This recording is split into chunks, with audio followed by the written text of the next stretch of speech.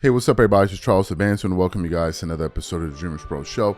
We cover everything from sports, hot topics, classic debates, entertainment, and we give you guys a fresh perspective on things and how we see them. And today we got a pretty crazy show in store for you guys. Before we get into it, please make sure you like the video and subscribe to the channel. So I hope you guys had a great weekend. Let's get back into it this week. So today we got some pretty interesting content lined up for you guys here.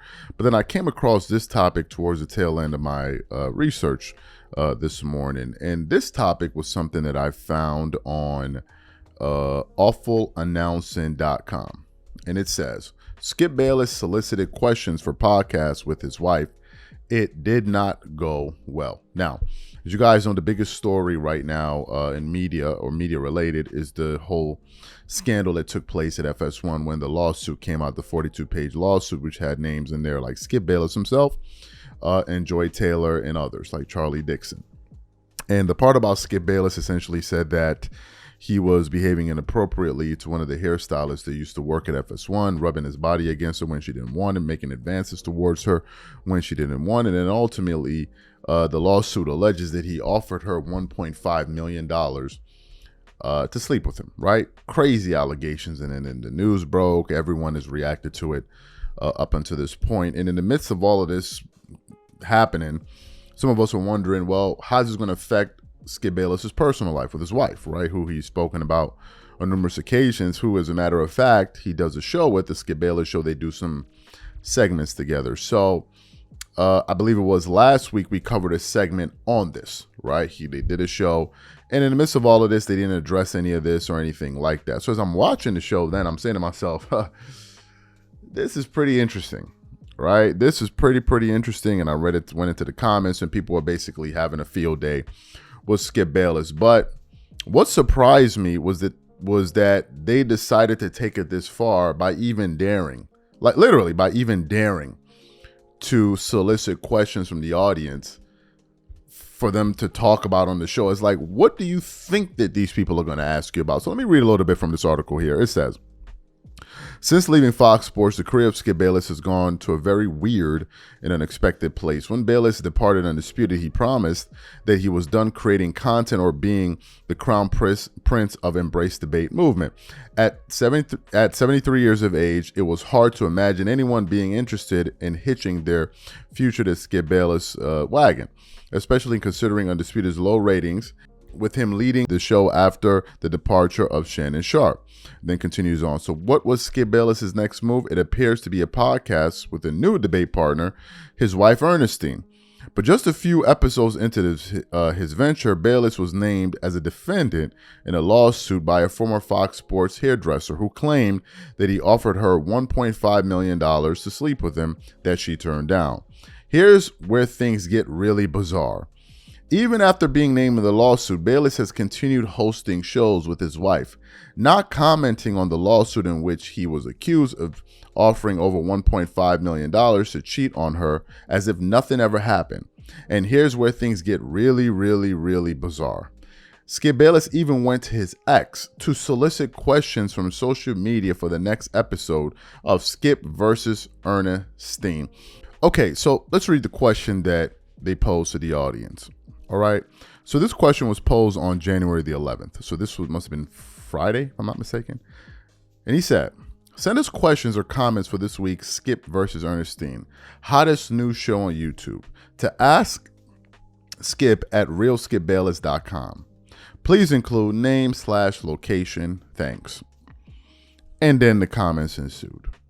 All right. One person said, holding up a picture, I tried paying $1.5 million for. You can read the rest. Another one said, Skip, just addressing the issue everyone is wondering about. Until you do, all these posts acting like everything is normal are ridiculous. Not hard. Another person said, how does Ernestine feel about that $1.5 million comb over you were getting? Another person said, my question, did you start off with 1.5 or did you have to gradually negotiate to that point? Warm regards. Another person said, I just stopped for the comments. I had all the confidence that y'all wouldn't disappoint, and that confidence paid off. Appreciate y'all. Another person said, how many times did you offer 1.5 million? Was it once, twice, more than 3 times? Let me read a few other comments. Another person said, would you like to acknowledge that you were too hard on Russell Westbrook while he was with the Lakers? And then another person said, I can think of 1.5 million reasons why I'm sending sending a question in. And then one final person said, hope Ernestine doesn't have the password for that account. Is going to be ruthless. You heard what people said. Who's surprised by this? Who's surprised by this? None of this is surprising. None of this is surprising. Now, why they think that this would be a good idea, I don't even understand why. I don't even understand why. It's either you're tone deaf or you're playing games.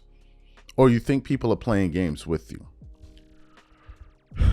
Every moment after that lawsuit went public, this is the number one thing people are thinking about when they're looking at Skip Bayless. It's the truth. Is it right or is it wrong? That's for you to decide. That's the reality of life.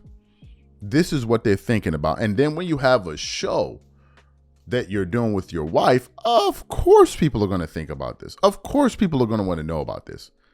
So the crazy part is for you to then go out and fan the flames and then throw out this piece of meat. What do you think people are going to say? No, honestly, what do you think people are going to say? Just go through the questions. Just go through the questions. And we all know that they're not going to answer that question. So then why would you even put this thing up at this point in time? That's just something that personally I would have tried to steer clear of. Just to avoid the embarrassment, just to avoid the awkward moments. Because the question now becomes, who's fielding these questions? Is this Skip Bayless himself? Is it his wife? Is it him and his wife? Are they doing it together? Like, that's crazy. That's crazy. Now, I understand the standpoint that Skip is not going to let this kind of stop him from living his life, doing what he would normally do had this lawsuit not come out. I get all of those things. Obviously, given the fact that his wife is still doing the show with him, she seems to be very, very supportive of her husband. I think that's a good thing, that she's supporting him. And I think they want to send that message out there. But when you do something like this, when you solicit questions, trying to get people to respond to a certain, questionnaire, of course people are going to ask these questions. Of course people are going to ask. No one should be surprised by this behavior. No one should be surprised by it. And I think that if they continue playing these games with people, people are going to show them that they're not playing with them either. You give people an opening, they're going to take it. So look, these are my thoughts. The question to the audience is simply this. How do you think all of this plays out for Skip Bayless? And do you think it was a good idea for them to put out this question, asking the audience to send in their questions with the show that he's doing with his wife? Whatever you guys think, please leave your thoughts and comments in the comment section. We catch you on the next show. Peace.